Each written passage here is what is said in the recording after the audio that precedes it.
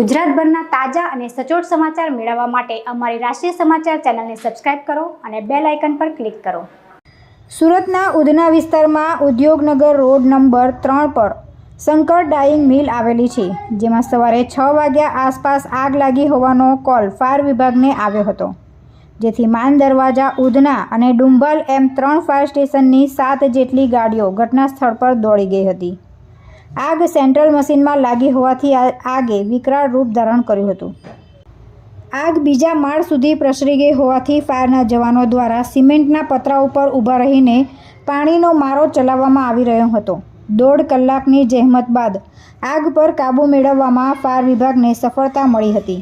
આ દરમિયાન સિમેન્ટના પતરા પર ઊભા રહી કામગીરી કરી રહેલા સબ ફાયર ઓફિસર મનોજ શુક્લા બીજા માળેથી નીચે પટકાયા હતા। સબ ફાયર ઓફિસ મનોજ શુક્લાને કમર અને પગના ભાગે ગંભીર ઈજા પહોંચી હતી, જેથી તેમને તાત્કાલિક પોલીસની વાનમાં હોસ્પિટલ ખસેડવામાં આવ્યા હતા, જ્યાં તેમની સ્થિતિ થોડી ગંભીર હોવાના કારણે આઈસીયુમાં પણ રાખવાની ફરજ પડી હતી। ત્યારબાદ વધુ સારવાર માટે હાલ તેમને ખાનગી હોસ્પિટલમાં ખસેડવામાં આવ્યા છે। તુલસી શર્મા સાથે રાષ્ટ્રીય સમાચાર સુરત।